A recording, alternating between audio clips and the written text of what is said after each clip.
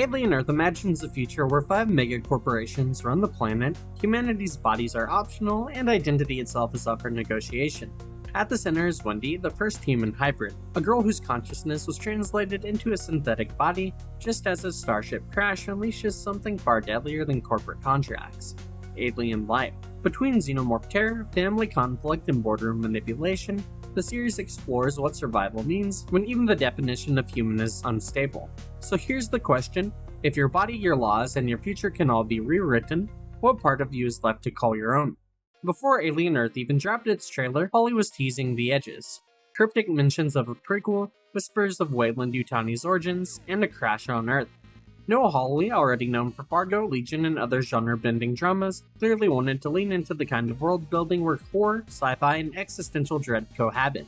In interviews, he said he was influenced not just by the original Alien and its sequel, but by filmmakers like Denis Villeneuve, that patience, the wait, the reveal.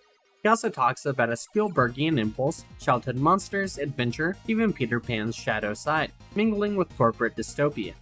There were expectations, some wanted creature horror, others the philosophical tech stuff, and anime-ish visuals were floated, though Holly leans more towards retrofuturism and practical gore than full anime spectacle. All of this came together in ambitious form, showing how the world goes wrong, who builds the tools, who profits, who suffers, and asking what an alien story can be when you give it room beyond a single ship or a single fight. The production design pulls from retrofuturistic cues, tech that looks analog even when it's high-spec, big blocky widescreen tablets inspired by 1970s Sony Watchman devices, and contrasted screens to visually mark corporate difference. The color palette winds its way through cold blues, industrial grays, shadows, but also warm and sticky ambers during scenes of decay or biological horror.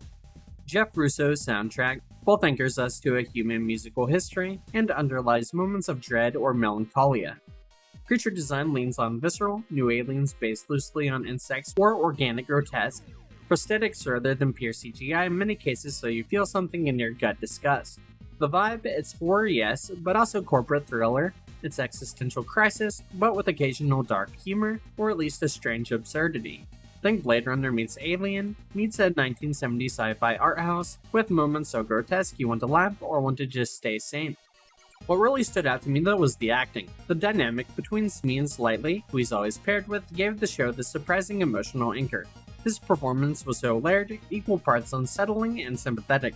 Timothy Oliphant also brings that steady, slightly haunted charisma he always does, while Kumi Moro ended up being one of my favorites. Sharp, magnetic, and carrying a lot of weight in every scene. Together they ground a series that otherwise spans across genres. At times it feels like the creature chaos of Jurassic Park, then slips into the intimate, unsettling melodrama of something like Pearl, before veering into straight anime spectacle. Some story turns didn't land as powerfully for me, and the corporate trade war backdrop sometimes felt underdeveloped, but the blend of influences is ambitious and often thrilling. By bringing in new species and playing with the robotic elements that have always been part of Alien, it feels like a return to its roots and a fresh adaptation. I get why so many people are calling it one of their shows of the year. It's not flawless, but it's bold, strange, and often breathtaking in a way that keeps the Alien legacy alive while making it something new. For the rest of the video there will be spoilers, so if you haven't seen it, go watch it and come back. Alien Earth Season 1 is a study in escalating tension and thematic layering, beginning with Episode 1's audacious collision of corporate ambition and existential horror. The transfer of Marcy's consciousness into Wendy immediately sets the series apart. It's not just a let's put humans in robot bodies gimmick, but a meditation on identity, grief, and the moral cost of playing God. Wendy's tutelage under Kirsch and the formation of the Lost Boys hybrids evoke both eerie innocence and the uncanny. Children whose very names and habits are steeped in nostalgic whimsy, yet whose bodies and minds are weaponized. The Maginot's crash into New Siam functions as both plot catalyst and visual spectacle, introducing xenomorph horror with a visceral immediacy that makes clear this is Alien, but with a corporate war and familial tension laid on top. Holly subtly teases the series' moral questions: are hybrids truly sentient, or just tools for corporate expansion, without ever slowing the adrenaline? As the series unfolds, the tension between human and hybrid, corporate and personal, deepens.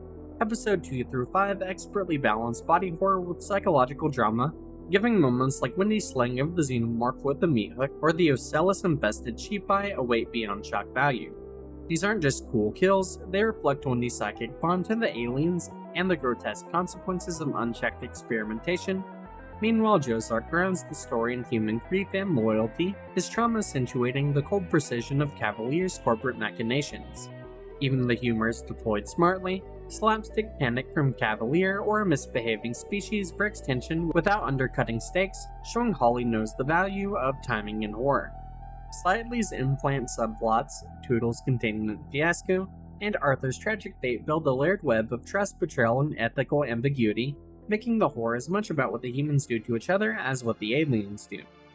Final episodes, particularly 7 and 8, pivot from survival horror to power inversion, turning Wendy and the hybrids into sentient commanding forces. Wendy's alliance with the Xenomorph, the rebellion of Curly and Jane, and the hybrids' reclamation of identity invert the typical alien narrative. Humans are no longer apex predators, and corporate overlords are the hunted. The finale's climatic low-angle shot of Wendy declaring "Now we rule" is both cinematic and thematic, a statement on autonomy, evolution, and the cost of human hubris. Even small moments add levity without undercutting narrative weight.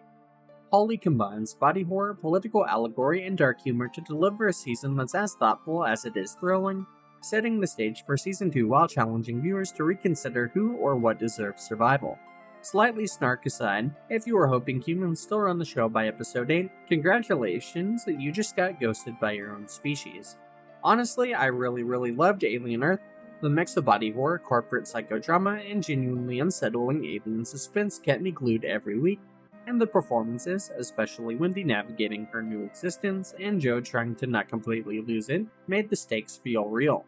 I will admit, the cliffhanger ending was a little irritating. It's the kind of tease that makes you simultaneously furious and desperate for answers, and I might have muttered a few choice words at my screen. But even with that, I'm excited for Season 2. There's so much potential to see Wendy and the Lost Boys fully flex their newfound power, explore what it actually means to be human, or not, and watch the world Holly's built spiral further into chaos. For all its grotesque, uncanny, and occasionally ridiculous moments, the show absolutely delivered for me, and I can't wait to see what happens next. With all that being said, I'm curious what you guys have to say. Which hybrid or alien moment freaked you out, or made you laugh the most?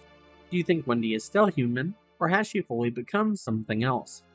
Also, if you had to take a guess, what do you think our little eyeball alien friend is going to do? That is still the most interesting part of the show to me. Thanks for making it until the end of the video. If you enjoyed, leave a like on the video and subscribe to the channel. Here at Inner Spiral, we cover the game shows and movies we all love, so be sure to join us and I'll see you next time in the Spiral.